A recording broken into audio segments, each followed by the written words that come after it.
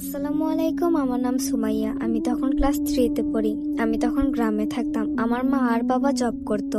আমি আমার বোন বেশিরভাগ সময় বাসায় একা থাকতাম। তো একদিন আমার বোন বাসায় ছিল না, আমি একা ছিলাম। আমি তখন ফোন দেখছিলাম। হঠাৎ করে রান্নাঘর থেকে কিছু পড়ার আওয়াজ আসলো।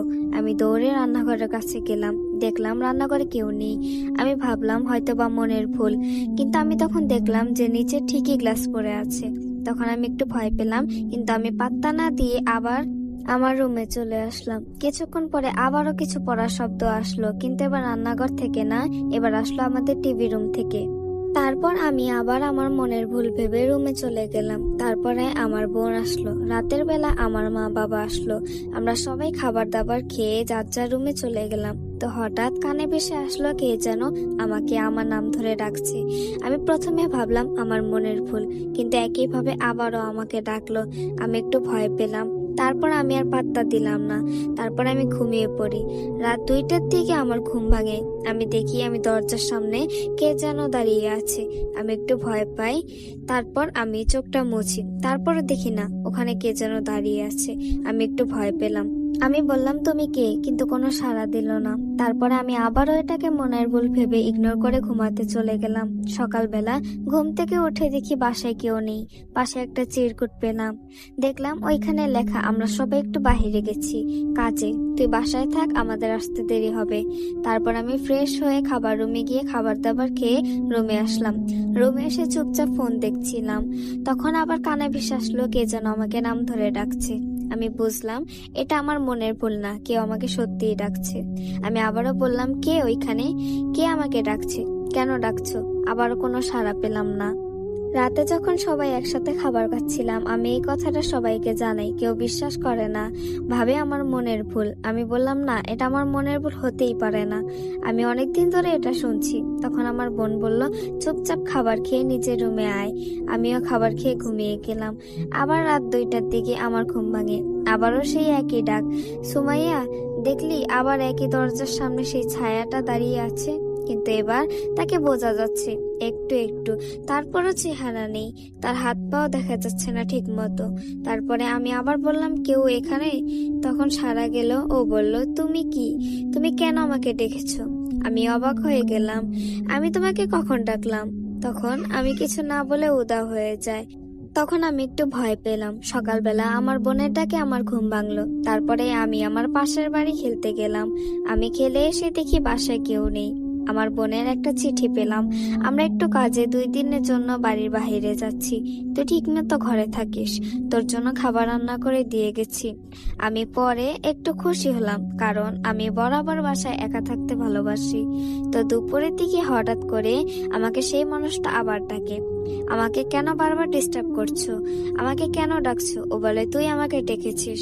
আমি যখন বললাম যে আমি তোমাকে কিভাবে ডাকলাম, ও বলে তুই তোর বাড়ির পাশের নদীতে গিয়েছিলি, তখন তুই আমাকে দাঁড়িয়ে থাকতে দেখে ফেলছিস। আমার মনে পড়লো, হ্যাঁ, আমি তো 1 সপ্তাহ আগে আমার বাসার পাশে নদীর কাছে গিয়েছিলাম। তখন আমি বলি হ্যাঁ, আমি ওইখানে একজনকে দাঁড়িয়ে থাকতে দেখেছিলাম। তখন আমি বলি হ্যাঁ, আমি হয়তো বা তোমাকে ভুল করে দেখে ফেলেছি, কিন্তু তুমি কেন আমার পিছনে লেগেছো? তোমার কি ক্ষতি করেছি? ও বলে যে আমাকে দেখে ফেলে আমি তার পিছু কখনো ছাড়ি না, আমি তোর পিছুও ছাড়বো না। আমি ভয় পাই। আমি বলি কেন, আমি তোমার কি ক্ষতি করেছি? তুই আমাকে দেখে ফেলেছিস। আমি বলি আমাকে মাফ করে দাও, তুমি এখন আমার কাছ থেকে চলে যাও। ও বলে না, আমি চলে যাব না। এই বলে ওই উধাও হয়ে যায়। কিছুদিন ঠিক ছিল, তারপর থেকে আবার এরকম হওয়া শুরু হলো। আমি আবার ভয় পেতাম, ও আবার ফিরে এসেছে। একদিন আমাকে আবার ডাকতে থাকে। আমি তখন ওকে জিজ্ঞেস করলাম কে তুমি, কেন তুমি এরকম করছো, কেন তুমি আমার কাছে আসো, আমাকে ভয় দেখাও? ও বলে তুই যদি আমাকে একটা জিনিস এনে দিতে পারিস, আমি তোর পিছু ছেড়ে দেব। আমি বলি কি লাগবে? ও বলে আমাদের পাশের বাসার সামনে একটা ঘন জঙ্গল ছিল, ওইখানে যেতে হবে, ওইখানে গেলে দেখবি মাঝখানে একটা লাল সুতা আছে, তুই যদি আমাকে ওইটা এনে দিতে পারিস, আমি তোর পিছু ছেড়ে দেব। আমি বলি এটা তো অনেক সহজ, আমি এটা এনে দিতে পারবো। ও বলল এটা না, এত সহজ না, এটার ওপর কালো জাদু করে রেখেছে একজন, তুই এত সহজে আনতে পারবি না। তখন আমি বলি তাহলে আমি কিভাবে আনবো? ও আমাকে বলে একটা সহজ পদ্ধতি আছে। ও আমাকে কিছু মন্ত্র শিখিয়ে দেয়। আমি সেটা নিয়ে চলে যাই সেই পাশের বাসার সামনে জঙ্গলটার দিকে। তখন দেখি ওইখানে মাঝখানে একটা গোল জায়গার মধ্যে একটা বড় লাল সুতা আছে। তারপর আমি দোয়া পড়তে পড়তে ওটা ছুঁতে যাব, এমন সময় পুরো মেঘ কালো হয়ে গেল, আকাশে গর্জন শুরু হলো। আমি সাহস দেখিয়ে সেই সুতাটাকে যখনই ধরি তখনই কার যেন চিৎকার করার শব্দ আসে। আমি তাড়াতাড়ি সেই সুতাটা নিয়ে পালিয়ে আসি। তারপর সুতাটা আমি ওকে দিয়ে দিই। ও বলে, তুই শুধু এনে দিতে পেরেছিস, তোকে আরেকটা জিনিস আনতে হবে। আমি বলি, তুমি না বললে আমি একটা জিনিস এনে দিলে তুমি আমাকে ছেড়ে দিবে? ও আমাকে আর কিছু বলে না, শুধু বলে, তুই এই নদীতে ডুব দিবি, ডুব দিয়ে একদম নিচে গভীরে যেয়ে দেখবি ওখানে একটা ছোট বাক্স আছে, ওইটা কেউ আনতে পারে না, তুই ওটা আনতে পারলে আমি তোকে এবার সত্যিই ছেড়ে চলে যাব।